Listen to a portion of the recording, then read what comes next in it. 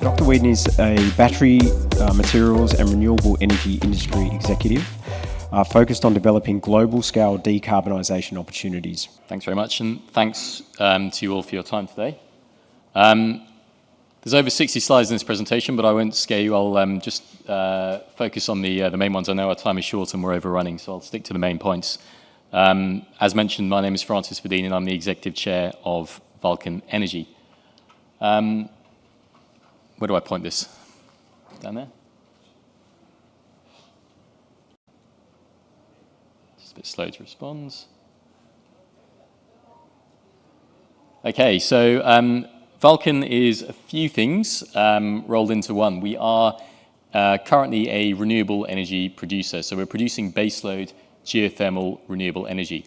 What we're doing is we're expanding that renewable energy production, that geothermal renewable energy production, pumping hot brine up to the surface, and we're going to start producing commercially soon, hopefully, what we've been doing at pilot scale for the last 3 years, which is to extract a lithium salt from that brine. It's a brine, it's very salty, and to convert that into a battery-grade lithium hydroxide in Europe. We're also a technology company, so over the course of the journey of Vulcan, we have developed lithium extraction technology, which is based on technology that is already commercially used today, but an optimized version thereof.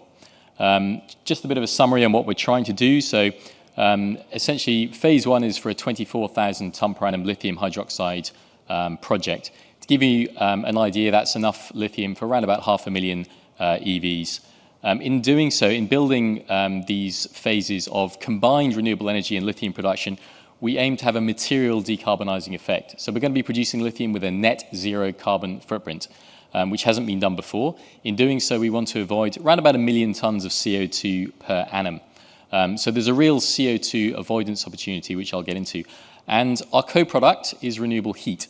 So the more lithium production that we build, the more renewable heat production that we build, where we're located in Central Europe. And we want to do this more and more globally as well beyond Central Europe. So just some figures on the screen there, some very attractive project metrics from our phase one project, which I'll get into. Just a bit of a summary on us. We are quite a unique offering in the electric vehicle value chain with this carbon neutral lithium, the zero carbon lithium project. We have the largest lithium resource in Europe. It is construction ready, it's ready to go. We just need to complete the phase one financing, which we're in at the moment. We have a very low cost of production, and we have certainty, I should say more certainty on lithium pricing than many of our peers. So we have phase one essentially fully sold out for lithium production. And we have some fixed pricing, some floor ceiling in there, and that gives us certainty on our financial model, which really helps with evening out those peaks and the troughs you see in the lithium market. We have very strong tailwinds, which are already mentioned by Todd in Europe.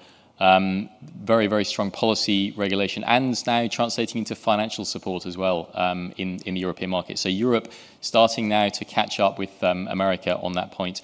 And we have a very, very experienced team in-house, a lot of which comes from the oil and gas industry. So very interesting dynamic in terms of the oil and gas industry moving into the lithium sector with this lithium extraction technology that we're using. So oil and gas and mining really overlapping now. We're dual listed on the Frankfurt Stock Exchange as well as the Australian Stock Exchange to reflect our focus on the European markets.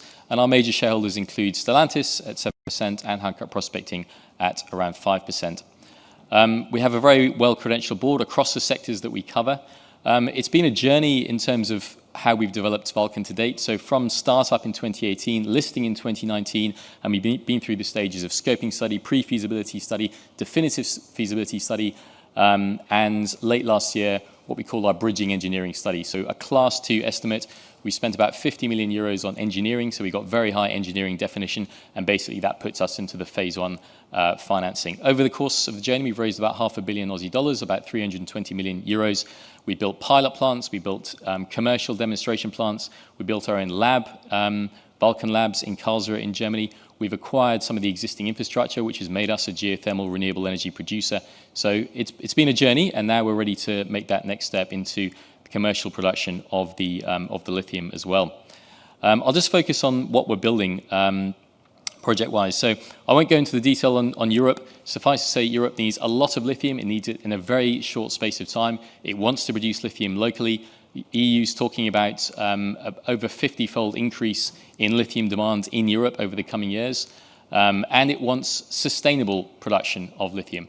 So if we use the current carbon footprint per ton of lithium hydroxide, we're talking about emitting around about 2 billion tons of CO2 for the lithium that we need to produce to electrify the world's vehicles. So there's a big decarbonisation opportunity there, and Vulcan wants to be a part of that. There's a lot of companies doing a lot of good things on this front in the lithium sector, and we want to be at the forefront of that. So a lot of lithium and sustainable lithium in a very short space of time for Europe, and that's going into policy and regulation as well.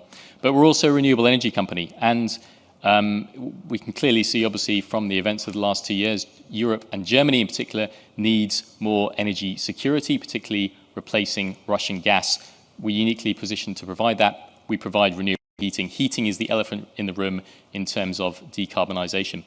So that leads us to the zero carbon lithium project. So you can see this is our mine, effectively, what you're looking at on the screen, and you're looking at our resource as well.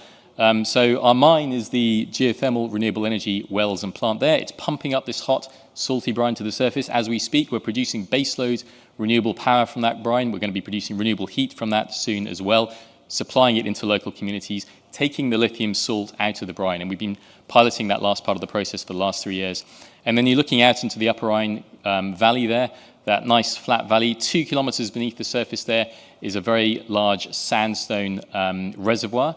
And the sandstone reservoir contains this hot, salty brine, which we're pumping up. So that is basically how we see the sustainable lithium production in Europe and potentially applying it elsewhere as well. We note that there are similar projects being built elsewhere in the world, for example, in the US. It looks a lot like oil and gas, just without the hydrocarbons. So you've got the wells and pipelines in the upstream. You've got the upstream energy and salts production, and then you've got the downstream chemicals conversion. And this similarity to oil and gas in terms of how the project is set up is why a lot of the people we have in our company who've recently joined come from the oil and gas industry. So think integrated oil and gas, a bit like LNG with your upstream and your downstream. That's effectively what it looks like. We have a very, very large resource. So in the Upper Rhine Valley, we have the ability to grow as the market grows. So this is phase one, but you can see the outline there of the resource. It goes for 300 kilometers effectively across the Upper Rhine Graben. So there's the ability to really grow in a modular manner beyond phase one. But we're starting in the core of the field where our existing production is. You can see there the existing geothermal plants on the map. So we have access to existing wells. We're going to be adding more wells in that area. And then our downstream is the Herx Chemical Park. So that's where we're building our lithium hydroxide plant. So that's an existing chemical park, and we're going to be transporting our lithium salts there for conversion into lithium hydroxide. That distance there is about 130 kilometers between the upstream and the downstream. And our nearest customer is 60 kilometers away. So we're reducing that supply chain from tens of thousands of kilometers in some cases to a couple of hundred kilometers. So that's a carbon saving and that's a cost saving as well. I'll skip over this. It just shows the outline of the infrastructure that we're building. We need to drill a lot more wells as part of the phase one capex. What we've identified is that there's a rush to enter into geothermal in Germany. There's about 12 rigs in the country. It's hard to import new rigs. These are basically onshore oil and gas rigs. So what we've done is we've acquired a drilling company. So we have an in-house drilling company, which we call Vulcan, plus the crew as well, about 100 personnel. And we have 2 of these essentially onshore oil and gas rigs. They are electric, so we can do this in a decarbonized manner. So Vulcan has its in-house well delivery group, Vulcan, as well. On the upstream, we already have a geothermal plant, as mentioned. We're building a larger one, so nothing new under the sun there. Very stock standard technology, plug and play. And then co-located on the same site, we have the lithium extraction plant. Now, what we've done is we've built a commercial demonstration version of this. So we call this our lithium extraction optimization plant, or LEOP. And this has now started production. So this represents about a 40 million euro investment. It is now in production, and it will train our production team in that pre-commercial environment for the next 2 years whilst we're building commercial phase one. So that is all there and ready to see if anybody is interested in visiting. And this is the commercial phase one. So once phase one financing is done this year, we'll start building this. We already have the plots defined. The local city council has assigned us the largest plot in the local industrial zone. So we'll be building the combined geothermal and lithium extraction plant on that site. And the local city council will be our main customer, so we'll be supplying them with renewable heating for district heating. In terms of the downstream, so there's just a bit of an image there on your screen. It's the same story. So we built this commercial demonstration plant. We just had the topping out ceremony of that. It's in the same chemical park where we're building the commercial plant. The main input here is power. So we can use green power to conduct electrolysis to produce a battery-grade lithium hydroxide product. And that enables us to engineer the carbon out of the flow sheet. So on the upstream, our main input is heat into that process. And instead of using gas, we use the renewable heat from the brine. On the downstream, we use power, and we're able to, once again, remove the fossil fuels from the flow sheet. So we have 0 fossil fuels powering our flow sheet, and this is a key differentiator for us. A few images there of what our downstream plant looks like and where it's located. So in an existing chemical park, we're not knocking down any new trees, it's already industrial land. We have the ability to grow this plant as well. So there's future phases of production ahead of us. We can build 2 more phases on the same site. So once again, we can grow as the market grows. I should mention in terms of technology, these are basically chlor-alkali cells which have been used actually in this park for over 100 years. Instead of the input being sodium chloride, the input is lithium chloride, otherwise it's the same process. Now we need to finance this. So part of this is driven by our offtake contracts. So we have offtakes in place with Stellantis, Volkswagen, Renault, LG, and Umicore. So the main players in the EU battery space. Stellantis, as mentioned, are also our second largest shareholder. And this gives us a lot more certainty over pricing, which helps with the financing. We need to raise, in terms of capex, about 1.4 billion euro, and that's from the upstream, the wells that we need to add to the existing production, the geothermal plant, the lithium extraction, and the downstream. So fully integrated project, 1.4 billion euro. So we're well into that now. We have very robust financials which make this attractive for financiers. We're looking at about 65% debt, 35% equity. The equity that we're looking to raise will be at a project level. But as you can see, we're dealing with a pretty attractive internal rate of return, 22.5% post-tax, and a 2.6 billion euro NPV post-tax as well. So attractive metrics for financiers to come in on. We also have a very low cost of production. So at one side, we have a very low cost of production. Why? Because we're using waste heat to drive the process. Instead of fossil fuels, instead of reagents, we're using this waste heat to drive the process, which is already very affordable. So that brings our cost of production down. On the other side, we have certainty baked in with the offtake contracts. In terms of the financing, we're into that now. We're well into that. BNP Paribas is leading that process on the debt side, on the equity side. We're essentially wrapping up the first phase of that process, and we're going into the second phase. Aim is to have it wrapped up later on this year, and then we can go into the execution of phase 1. Just a note on our technology. So we use adsorption type direct lithium extraction. This is using an aluminate-based lithium extraction adsorbent. You can buy these off the shelf. It makes up 10% of global lithium production today. So of those brine production that you were shown earlier, about a quarter of that comes from this type of technology. And it is being mandated now going forwards. Basically, most of the major projects that are being built are using this type of technology, including Exxon, as was mentioned there, but others, Eramet, Livent, now Arcadium as well.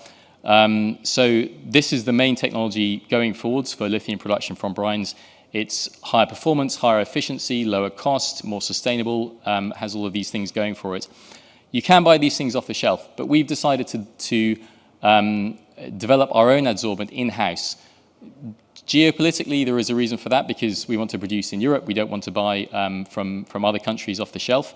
But also there's a technical reason for that as well, because we can capture the optimizations that you get from having a lab, a pilot plant, another pilot plant, a demonstration plant, and back to the commercial team and the lab. So we get this virtuous cycle of improvement of performance. And that's why we developed it in-house. But what we've got now is actually a technology company within Vulcan as well, and we're getting a lot of interest to license this out elsewhere as well. So we're producing this adsorbent in France, and we're able to license this effectively around the world. And we've seen a 100% increase in our adsorption capacity relative to the off-the-shelf product. So that's the advantage of continually optimizing this and having this in-house. And look, we can apply this in North America, South America, Europe, elsewhere, even in Australia. We're looking at opportunities here. So there is a real opportunity for this technology to be applied elsewhere in the world. I mentioned it makes up 10% of global production. Here's some examples of some of the plants that are currently in operation around the world using its technology. But it really is the next technology which is taking off because of those strong sustainability credentials. I know I'm running low on time, so I will go through the rest relatively quickly. Just to mention, ESG, a very core part of who Vulcan is, why we were started. We were started basically with zero carbon lithium on a whiteboard, working backwards from there. How do we use commercially available technologies bolted together to engineer out the carbon? So it's been a very key part of who we are today, and that is filtering into things like ESG ratings, which have a knock-on effect on financing as well. So we're top 2 percentile rated by Sustainalytics in the chemicals industry. It's a pretty good effort from what is still a very small company, and ranked essentially first among peers according to that system. And remember, the byproduct of what we produce, the byproduct of the lithium, is renewable heat for local communities. We are net energy positive. We produce more renewable energy than we consume. Once again, that's a key differentiator for us. And that results in this very strong decarbonising effect. And the opportunity, we're looking from phase 1, the first 10 years, we plan to avoid about 4 million tonnes of CO2. So there's a real avoidance opportunity there. Remember then, that's a 30-year project, so we get up to about 10 million tonnes over 30 years, just from phase 1, and then there's multiple phases. So this is a real material decarbonisation project. That has a strong impact on local community acceptance as well. We're not building a mine here, we're building a renewable energy project, and that really helps with local acceptance with the local community as well, where we have very, very strong relationships. I'll leave it there. Suffice to say, we have a strong pipeline ahead of us beyond phase 1, but the focus really now is getting that phase 1 finance, and that's what we'll be focused on really for the coming months. Once we're fully financed there, we're off, we're into execution, and hopefully start of commercial production of zero carbon lithium. So I'll leave that there. Thanks very much for your time.